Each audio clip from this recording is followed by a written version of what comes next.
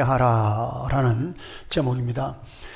우리가 베드로후서 계속해서 이렇게 이어서 보는 중에 오늘은 이제 지난 연말 우리 성탄절 또 연말 연초 이렇게 해서 다른 본문으로 우리 같이 말씀을 묵상했는데 이제 오늘은 다시 베드로후서로 돌아와서 이단을 경계하라라는 제목으로 함께 말씀을 나눕니다.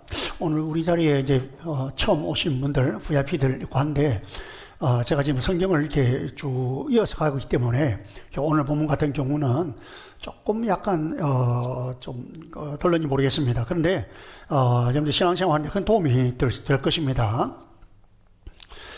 제가 이제 이 본문을 가지고 이제 2장 전체가 사실 이런 주제의 흐름입니다. 근데 이제 제가 앞으로 3번을 걸쳐서 이제 3주 걸쳐서 이단을 경계하라 이 제목으로 함께 말씀을 나눌 것입니다. 오늘은 이제 세속화에 대해서 함께 말씀을 나누려고 합니다. 여러분 베드로전서 후서 우리가 보면서 제가 말씀드렸는데 이 성경의 배경을 좀 알아야 되는데 베드로서 전체가 당시 로마의 압제하에 있었던 그 기독교 신자들이 그 박해, 핍박 이것을 잘 이기기 위해서 베드로가 이렇게 격려하며 권면하는 그런 내용들이 배경이 있습니다. 자, 그런데 그런 가운데에 신앙을 더 굳게 하고 신앙을 지키고 가는 어려움이 있어도 인생의 어려움이 있어도 그렇게 신앙을 굳게 지키면서 하나님 바라보고 그래 가는 믿음을 잘 지키는 사람이 있는가 하면 그런데 그런 가운데에 이단 사상 하나님의 말씀이 아닌 다른 어떤 것들이 이제 성도들에게 교회에 침범해 들어온 거예요. 그래서 베드로가 이걸 알고는 그런 이단 사상, 그런 잘못된 그런 사상이나 가르침 이런 것들을 경계해야 된다라고 배경을 하고 있습니다. 여러분 우리는 이단 이러면은 우리가 일반적으로 통일교, 신천지, 여호와의 정인 등등 이런 것들을 우리는 많이 생각을 하죠. 그런데 생각하냐 보니까 나와는 별로 직접적으로 상관이 없는 것 같아 이렇게 우리가 여기기 쉽죠. 그렇지만 꼭 그런 건 아닙니다. 여러분 이단이라는 말을 한자어로 보면 다를리 끝단, 이단, 다를리 끝단, 끝이 다르다 이제 이런 말입니다. 이 말은 이제 우리 흔히 비유를 하기를 우리 정통 기독교와 이단을 보면 겉으로는 비슷한 것 같은데 실제로 들어가면 다르다 이런 의미를 가지고 또 이런 설명을 하기도 하는데 사실은 이제 이걸 어떤 말이냐면 시작은 바로 했는데 끝이 달라졌다 그 말입니다. 출발은 잘했어요. 그런데 이게 중간에 과정을 통해서 나중에 보니까 영 다르게 되고 영 이상하게 되어버렸다. 영 다른 모습으로 괴물과 같은 그런 모습이 되어버렸다. 그게 이단이다 라는 것입니다. 우리가 신앙생활을 바르게 이제 시작을 다들 했습니다. 잘 출발했어요. 그렇게 신앙생활을 처음 할 때는 딱 그렇게 합니다. 그런데 이게 나중에 가다가 잘못된 길로 갈 수 있고 그렇단 말이죠. 우리가 하나님 앞에서 사역하는 것도 마찬가지입니다. 아름답게 시작을 했다가 끝이 잘못되는 수가 덜 들어 있습니다. 우리 교회는 가정교회 사역을 시작했죠. 가정교회 사역을 시작했는데 이게 이제 끝까지 잘 가야 됩니다. 중간에 뭐가 이상해지고 또 뭐가 끝이 잘못되고 이러면 안 되겠죠. 그래서 이단을 향한 베드로의 경고의 말은 우리에게도 너무나도 필요하고 적절한 말씀이 됩니다. 목사님 저에게도 또 우리 성도들 여러분들에게도 너무나도 필요하고 너무나도 적절한 말씀이 됩니다. 여러분 2장 1절에 보면은 이단에 대해서 이렇게 말하고 있습니다. 2장 1절 같이 시작.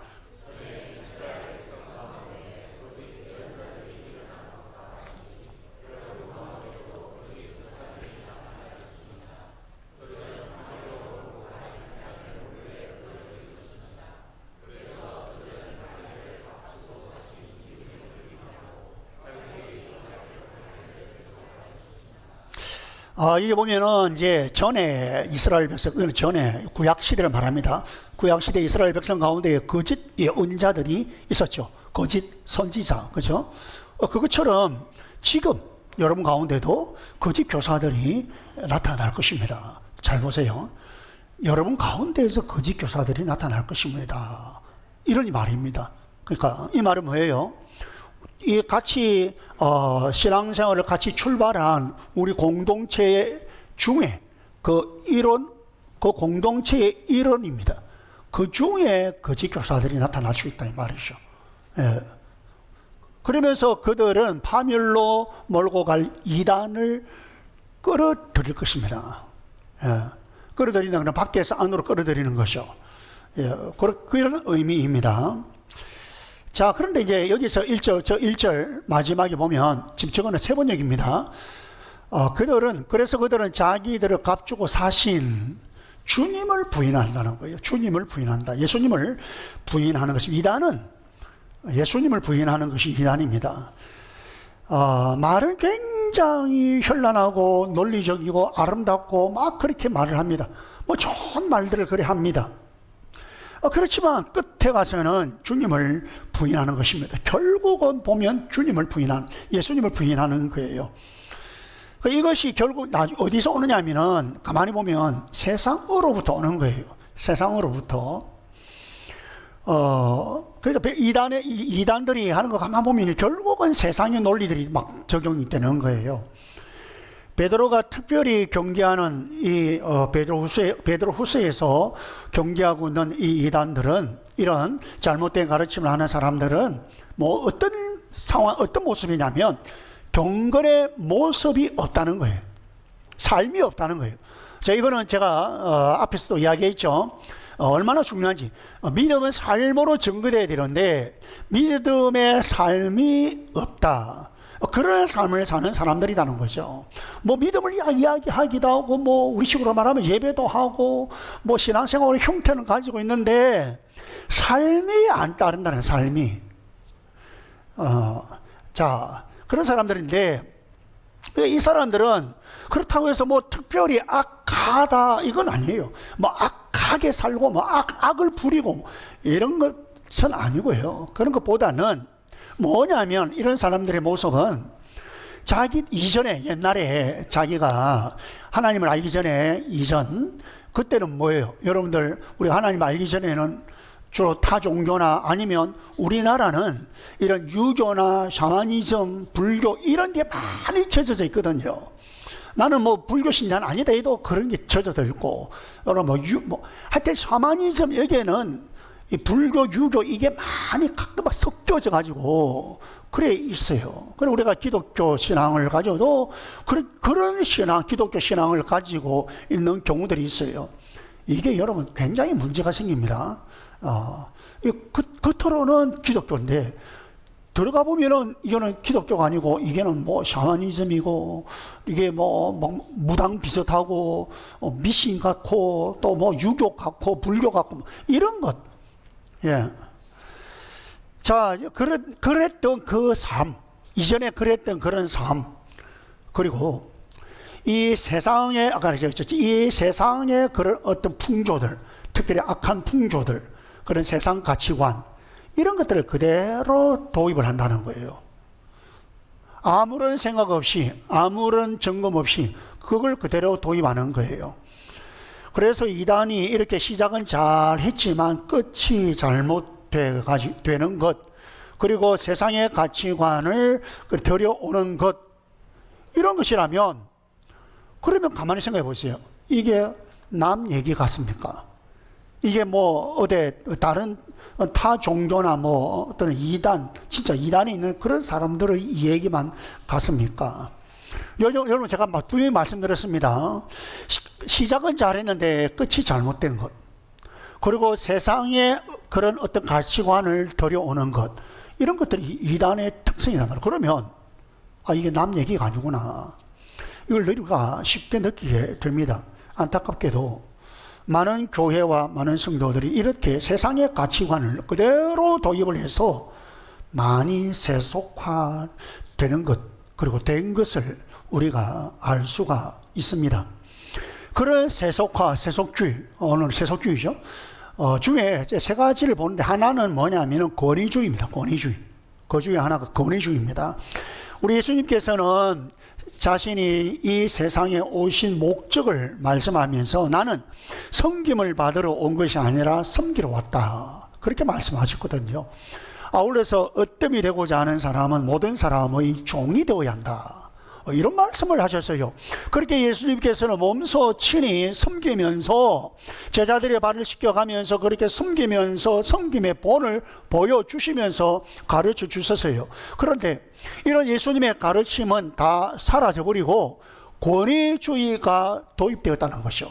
권위주의가 교회 안에, 권위주의가 우리 성도들 가운데 이게 들어왔다는 것이죠. 여러분, 교회 안에 직분이 있잖아요. 장로님들, 권사님들, 또 우리 집사님들, 장로 집사님들, 또 우리 서리 집사, 이렇게 막 직분들이, 직분이거든요. 여러분, 교회에서 이런 직분은 왜 있나요? 다른 거 아닙니다. 직분은 섬기라고 있는 거예요. 섬기라고. 섬김을 위해서 있는 거예요. 근데 섬길 수 있는 상황이 안 되면 그 직분은 더 이상 의미가 없죠. 그죠? 그런데도 불구하고 우리 현대 교회에서는 그렇게 안 돼도 그냥 그래, 놔놓습니다. 예. 왜 그러냐? 근데 이런 것들이 이제 왜냐면 우리도 알게 모르게 이 직분이 나름 명예, 그리고 계급화되고 있다는 거죠. 왜 명예냐니까 계급화되어 있기 때문에 명예로 그렇게 생각을 하는 거죠. 이런 겁니다. 평신도보다는 서리 집사가 좀 더 높고, 집사보다는 안수 집사가 더 높고, 안수 집사보다는 장로가 더 높고, 우리 여성들 같으면 평신도보다는 서리 집사가 더 높고, 집사보다는 권사가 더 높고, 이런 식으로. 여러분, 그래서 직분이 섬김의 기회가 되어야 되는데 그게 아니고 계급이 되어버렸다는 거죠. 우리 교회에서는 중직자라 이런 표현을 합니다. 중직자. 그래서 여러분 그 직분이 이게 더 높고 이게 아니고요. 그러면 고직자라 해야 될 거 아니에요. 높을 고자 고직자 이래야 되는데 우리 중직자라 해요. 중은 뭐예요? 묵을 중자면 무겁다는 거예요. 그래서 여러분 집사보다는 안수 집사님들이 더 그 직이 무겁고 안수 집사보다는 장로의 직이 더 무겁다는 거예요. 그 더 무겁기 때문에 사실은 부담이 있죠. 그 무거운 짐을 지고 가려니까 얼마나 부담이 되겠어요. 그죠? 여러분, 목회자들도 마찬가지예요. 어떤 목회자들은 교단에 이런저런 직책을 맡으려고 엄청 노력을 하고 돈도 들고 하죠. 왜 그것을 하려고 할까요? 정말로 좀 더 많은 사람을 섬겨보고 싶어서 그럴까요? 물론 그런 분들 있습니다. 없다는 거 아닙니다. 많이 있습니다. 그러나 또 많은 사람들은 높아지고 싶어서 그래요. 높아지고 싶어서. 세상의 권위주의가 그대로 교회에 들어오는 것입니다. 이게 이제 세속주의의 한 현상이죠. 두 번째는 교회에 침투해서 들어와서 교회를 오염시키는 세상의 가치관은 성공주의입니다. 성공주의. 하나님께서는 우리에게 충성하라고 하셨죠.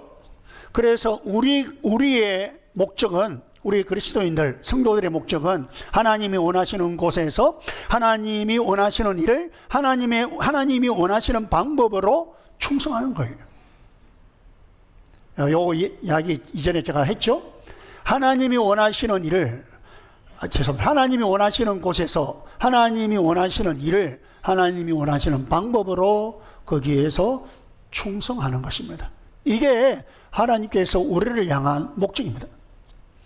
그런데 교회에서 이상하게 이렇게 하면 별 인정을 못하는 경향이 없지 않아 있습니다. 이렇게 막 충성하면 희한하게 인정을 받지 못하는 그런 현상이 없잖아 들어 있습니다. 여러분, 이건 분명히 성공주의에 빠져서 그래요. 무슨 말이냐면 결과가 뭐냐는 거예요. 좋다, 너가 그래 하면 좋다. 그래, 결과가 뭐냐? 결과를 가지고 따진다는 거죠.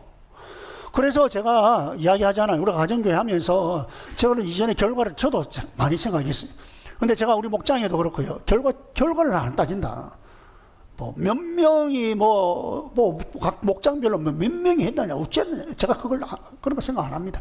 근데 목장은 세례를 받고, 이제 예수님을 영접하고, 등록도 하고, 세례도 받고, 목장은 신납니다. 굉장히 신나죠. 그러면 반대로 이제 그러지 못하는 목장은 1년이 가도 2년이 가도 3년이 가도 그 목장 식구들 그대로, 그나마 그것도 활기차면 되는데 그 활기차지도 못하고 갈수록 분위기가 다운되고, 이러면은 이제 문제는 또 목장 목년들도 힘이 쫙 빠지죠. 이제 또 우리 목장 식구들은 목원들도 마찬가지일 거고. 근데 여러분, 저는 뒤집어 놓고 생각하면 사실은 그런 중에도 그 목장을 붙들고 하나님 앞에서 씨름하면서 그걸 하나님 앞에서 애를 쓰고 몸부림치고 하고 있는 목자 목녀들, 덩달아서 그 목장의 목장 식구들 대단합니다, 여러분. 어쩌면 그런 목장이 더 대단할 수도 있습니다. 그렇지 않습니까? 아무런 이런저런 뭐가 없는데도 그걸 참 진짜 몸부림치면서 붙들고 있는 그게 얼마나 대단합니까? 저는 목장별로 어느 목장이 몇 명을 했니, 어느 목장이 몇 명, 제가 그거 따지지 않습니다. 제가 그 계산도 안 합니다. 목장 안에서는 모르겠습니다. 여러분들은 그렇게 이제 생각을 하고 할 수 있겠죠.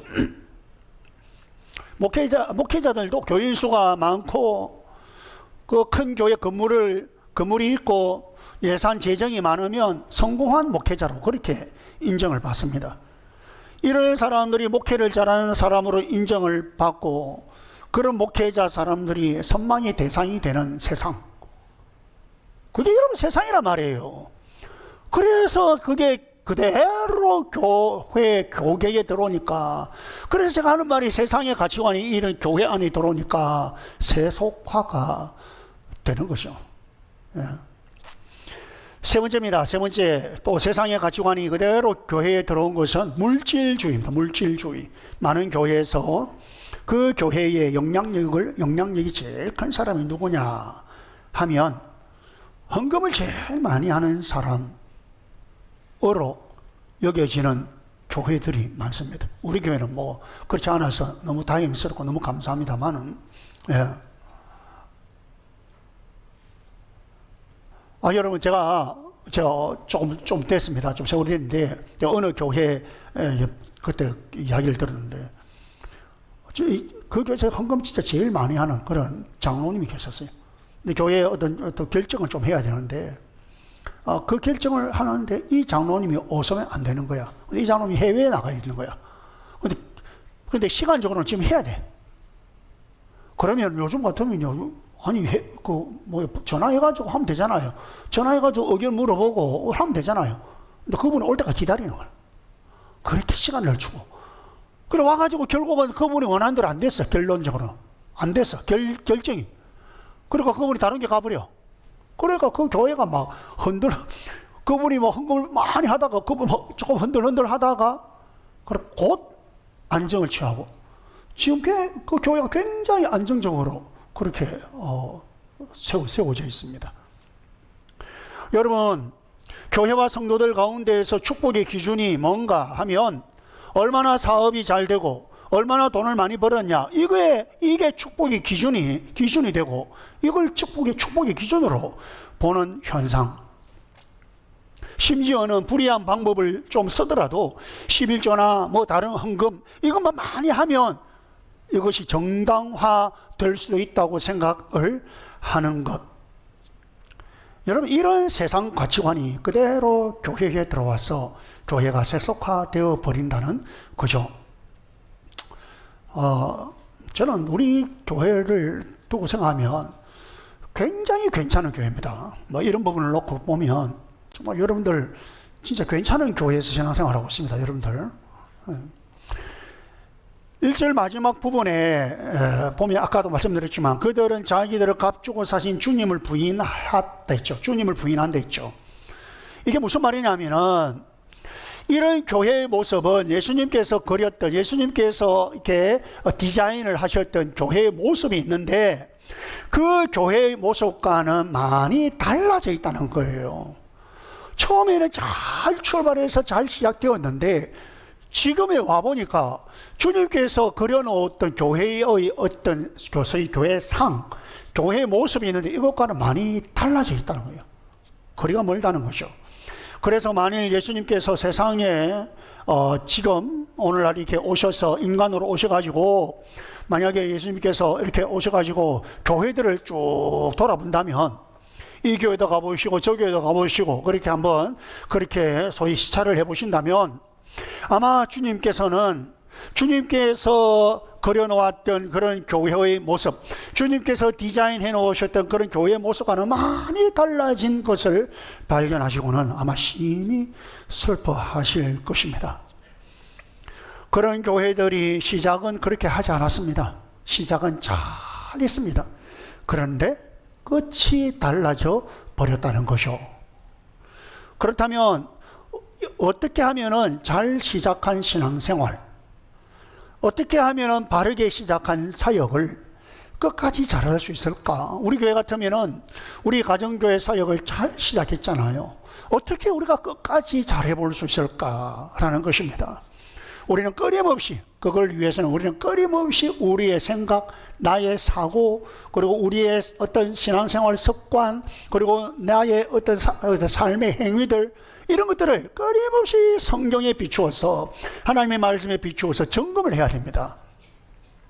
그냥 나는 됐다, 나는 별 무리 없다 이렇게 하면 안 돼요. 저도 마찬가지예요. 저는 목사입니다. 목사도 마찬가지예요. 계속 말씀에 비추어서 나는 어떻는지, 내 생각은 맞는지, 내 사고는 맞는지. 제가 오늘 새벽에도 제가 하나님 앞에 씨름을 했습니다. 씨름을 했어. 제가 그런 부분을 놓고. 여러분, 우리 교회에서 하고 있는 이 가정교회, 이 통일교에서 말하는 가정교회하고 다릅니다. 혹시 처음 오신 분이나 VIP들이 통일교에서 가정교회 하던데 그거 아닙니다. 그거하고는 다른 겁니다. 우리 이 가정교회가 바로 이런 것에 도전하는 것입니다. 무슨 말이냐면은 가정교회가 출발할 때 이런 거예요. 성경에 보니까, 성경을 우리가 신약 성경 이렇게 보니까 교회가 주님이 원하시는 교회의 모습과 지금 현대의 교회가 많이 달라져 있더라는 거예요. 성경에는 이렇게 이야기하는데 지금 현대의 교회에 보니까 많이 달라져 있다는 거죠. 그래서 우리가 주님의 교회, 신약 교회, 초대 교회 그 모습을 한번 회복해보자. 그렇게 출발하는 것이 여러분 가정교회입니다. 그런데 이 전통적인 교회가 가정교회로 전환이 될 때에 우리 교회도 그런 케이스죠. 제일 힘들어하는 사람들이 있습니다. 이 전환할 때에 힘들어하는 사람들이 있는데 어떤 사람들인가 하면은 아주 교회 오래 다녔어요. 교회를 아주 오래 다니고요. 그 다음에 굉장히 신실합니다. 그리고 교회를 매우 사랑합니다. 주님도 매우 사랑합니다. 이런 사람들이에요. 참 아이러니하죠. 그런데 진짜 아이러니한 게 이런 사람들이 이게 가정교회 빨리 잘 안 녹아요. 빨리 잘 안 녹고 심지어 부정적으로 보고 부정적으로 말을 하기도 한다는 것입니다. 왜 그럴까? 이건요, 다른 거 아닙니다. 오랜 세월을 지나오면서 자신의 사고, 자신의 생각, 자신의 신앙생활 습관 이런 것들에 너무 익숙해져 있다는 거예요. 그것에 익숙해져 있다 보니 그래서 지금 우리가 하는 우리 교회에서 지금 이렇게 진행하는 이런 것들이 너무 낯설게 느껴지는 거예요. 너무너무 낯선 거예요. 여러분, 우리는 익숙한 생활에 안주하기 쉽죠. 그렇지만 우리가 끊임없이 내가 생각하는 것, 내가 사고하는 것, 내 삶, 나의 사역, 이게 정말 주님이 원하는 것인가? 정말 주님이 기뻐하시는 것인가? 정말 하나님의 말씀은 이렇게 내가 하는 게 맞다고 하는가? 이런 것들을 계속 성경에 비추어서 살펴보고 끊임없이 자기를 돌아봐야 됩니다. 끊임없이. 그래서 성경이 아니라고 하면, 하나님 말씀 아니라고 하면 과감하게 포기하고 바꿀 수 있는 이런 마음이 있어야 되고요. 그게 개혁주의입니다. 여러분, 우리가 개혁주의라 하죠. 우리 교회는 우리 이런 정통 교회들을 개혁주의라 이렇게 말합니다. 개혁주의. 예, 이게 뭡니까? 이 개혁주의는 이거 모토를 아는 우리가 알게 뭔지 압니다. 개혁주의의 모토가 뭐냐면 교회는 계속 개혁되어야 한다는 거예요. 계속 한 번 개혁되고 종교개혁 시대에 한 번 개혁했죠. 그리고 그것이 쭉 가는 거 아닙니다. 계속 개혁되어야 된다. 실제로 여러분 역사는 이 교회 역사는 그걸 보여줍니다. 세월이 지나면 또 이상한 모습으로 바뀌어지고 그래서 또 개혁을 시도하고 그래서 좀 이렇게 돌아갔다 성경으로 돌아갔다 싶으면 또 세월이 지나고 또 이상한 모습으로 바뀌고 이런 식으로.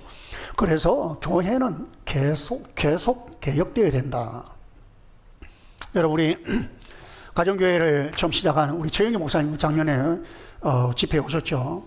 작년이면 그죠? 작년 내가 갑자기 헷갈리는데 우리 최영기 목사님 그리고 가정교회 사역을 하는 목사님들이 이런 말들을 합니다. 무슨 말이냐면 가정교회가 성경적인 교회라고 해서 가정교회를 이렇게 하고는 있지만 만약에 성경의 가정교회보다 더 좋은 모델이 있다고 한다면 과감하게 한시라도 가정교회를 버리겠다.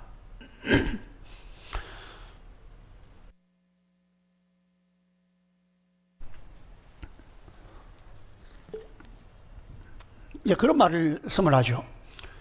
왜냐하면 처음에 시작은 잘했다가 끝이 잘못되는 것들이 많이 있기 때문에 아니면 가정교회라고 그렇지 않으라는 법이 있나요? 다시 말해서 가정교회라는 것이 주님이 원하시는 교회를 회복해보자는 것 아닙니까? 그런데 한참 가다 보면은 우리는 아직까지 그런 거 없습니다. 근데 모르겠어요. 한 10년 지나면 그런 생각이 나타날는지 모르겠어요. 그런데 어쨌든 한참 가다 보면은 가정교회 자체가 우상이 되어버리고 가정교회 자체의 어떤 독특한 것이 있거든요. 여러분 아시잖아요. 우리 가정교회에 어떤 독특한 그런 문화나 이런 것들이 있습니다. 여기에 매여 있다가 나중에 진짜 주님이 원하시는 교회 모습과 혹 달라지지는 않을까 하는 두려움이 있기 때문에 그런 말들을 하는 것입니다. 여러분, 신앙생활을 잘 시작했는데 이걸 어떻게 끝까지 잘할 수 있을까? 참 하나님의 사역을 여러분이 맡은 직분을 따라서나 이렇게 사역을 아름답게 잘 시작하셨는데 어떻게 이걸 끝까지 잘할 수 있을까? 목자 목녀 사역을 어떻게 시작은 잘했는데 어떻게 끝까지 잘할 수 있을까? 우리 교회 같으면 가정교회 사역을 정말 잘 시작했잖아요. 그죠? 지금까지 잘 되고 있습니다. 그런데 이거 어떻게 끝까지 주님 오시는 날까지 잘할 수 있을까? 우리는 끊임없이 성경에 의해서 살펴보고 비춰보고 그렇게 해서 잘못되었다고 싶으면 한시라도 고치고요. 성경에 어긋났다 싶으면 과감하게 버릴 수 있는 이런 성경에 절대 순종하는 마음을 가져야 된다는 거죠. 그래서 말씀이 하라면 하고 말씀이 멈추라면 멈추고. 그런데 여러분 이렇게 성경대로 뭐 이런다고 해서 그런 위험에 안 빠지는 것은 아닙니다. 여러분 이단 종파 치고서 뭐 여러분 그 성경을 이야기 안 하는 데가 없습니다. 다들 성경 합니다. 그리고 성경 공부요 진짜 열심히 합니다. 사실은요 우리 정통 교회보다도요 성경 공부 더 열심히 합니다. 가만히 보면요 여호와의 증인을 만나보세요. 저는 그런 경험했습니다. 제가 이제 신학교 처음 들어가가지고 한 1년 동안 제가 이제 이래가 안 되겠다 싶어서 제가 1년 동안 막 훈련도 받고 하면서 이제 전도를 막 했거든요. 부산역에 가가지고 전도를 막 사람을 만나서 막 전도를 하는데 웬 사람을 만났는데 이 사람이 여호와의 증인이라. 근데 나한테 막 이야기 도리어 나한테 뭐 물어보고 막 하는데 내가 못 따라가겠는 거예요. 그 자기가 가지고 있는 자기의 논리나 그 성경은 나름대로 턱 이야기하는데 여러분 여호와의 증인들은요 성경을 잘 외웁니다.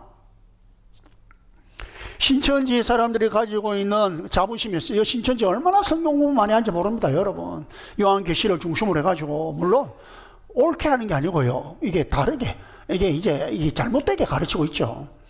어쨌든 그래서 자기들은 성경적이라는 거예요. 근데 참 아이러니하게도 이렇게 성경 하는 사람들이 이단에 빠져 있단 말이죠. 2차 대전 때에 독일 나치들이요 유대인들 학살했지 않습니까? 유대인들을 학살하고 핍박을 했습니다. 근데 그때 이것을 적극적으로 이론적으로 나름 어떤 성경적으로 지지했던 자들이 누구냐니까 성경학자들이고요, 교회들입니다. 여러분, 물론 전체 교회와 전체 어떤 목회자들은 아니지만, 그러면서 그들이 지지할 때는 그냥 한 게 아닙니다. 성경에 있는 것을 가지고, 성경에 있는 구절들을 들고 와가지고 그 성경을 근거로 해서 그렇게 말을 했습니다. 지지를 한 거예요.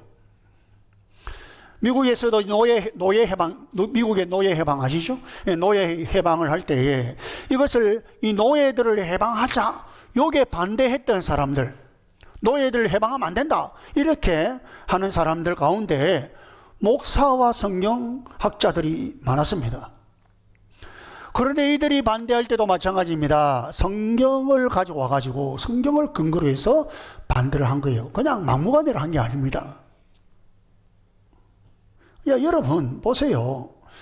제가 생명상 공부할 때도 이야기하지만 성경 구절을 가지고 그냥 여기저기 가져와가지고 그렇게 딱 근거를 대면은요, 이게요 뒷받침 못할 게 없습니다. 공산주의도 성경을 가지고 뒷받침할 수 있어요.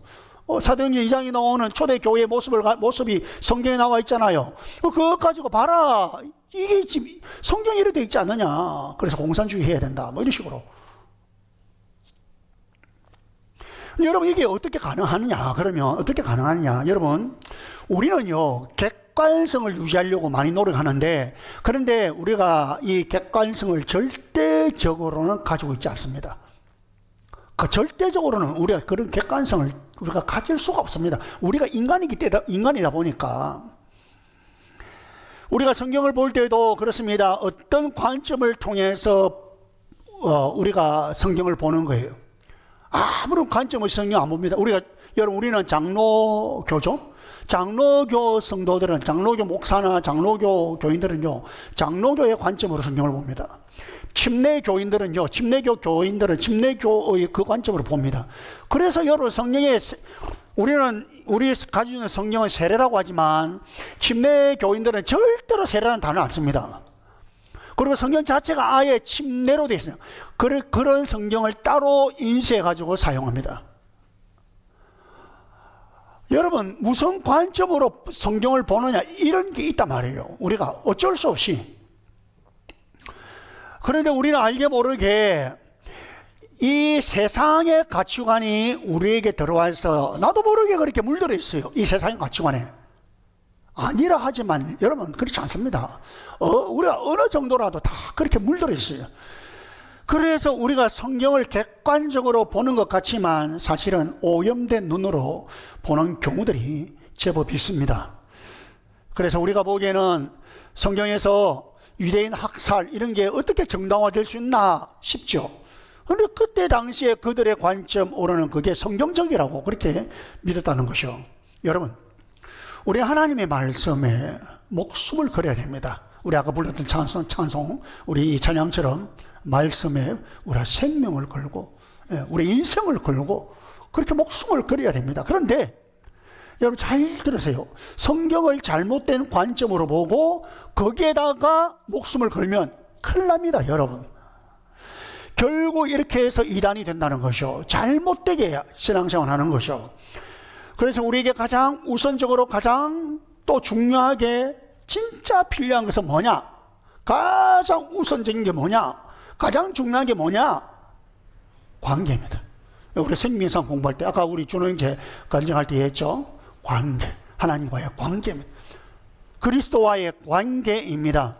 이 예수 그리스도와의 관계를 멀리하면서 그 관계를 소중하게 다루지 않으면서 성경이 우리의 목표가 되어서는 안 됩니다, 여러분.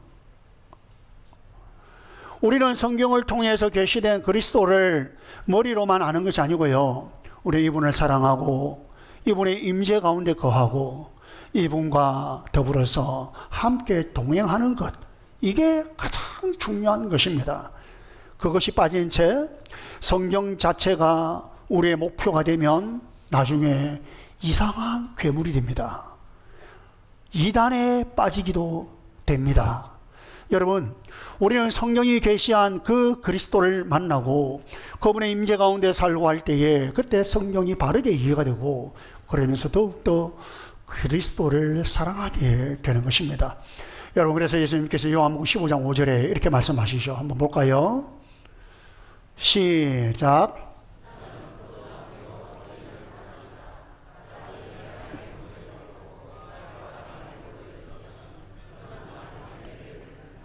사람이 내 안에 머물고 내가 그 안에 머물면 관계잖아요. 관계. 너가 내 안에 내가 너 안에 관계입니다. 그러면 많은 열매를 맺는다. 아까 이야기했잖아요. 믿음의 삶의 열매를 맺게 돼 있다. 여러분, 우리가 얼마나 세속화되기 쉬운지를 생각하시고요. 잘 시작한 신앙생활을 우리 끝까지 잘해야 됩니다. 그러기를 원한다면 우리 자꾸 매이는 것이 있으면 안 된다. 어디? 과거에 매인다든지 전통에 매인다든지 내가 옛날에 했던 방법에 매인다든지 내 감정에 매인다든지 내 사고에 매인다든지 여러분, 그렇게 하면 안 됩니다. 항상 우리는 딱 그대로 하나님의 말씀 성경에 조명해서 하나님의 말씀이 틀렸다고 하면 바꿔야 됩니다. 그리고 잘못되었다고 하면 버리고요. 하나님 말씀이 그렇다면 그런 줄 알고 우리는 목숨을 지키면서 가야 됩니다. 여러분, 목숨을 걸고 그렇게 가야 됩니다. 무엇보다도 예수님과의 관계 속에서 예수님을 사랑하고 예수님의 사랑을 체험하고 예수님의 인자함 가운데 살아서 정말 바르게 말씀을 깨닫고 바른 말씀 가운데 예수님을 더 알아가기를 바랍니다. 그래서 우리 잘 시작한 이런 아름다운 신앙생활 그리고 사역, 우리 교회로 치면 이 가정교회 사역, 여러분 끝까지 잘할 수 있기를 바랍니다. 끝까지. 그래서 마침내 승리하고 마침내 우리 주님의 멸류관을 받는 그런 우리 모두 되기를 주님의 이름으로 축복합니다. 우리 함께 묵상하는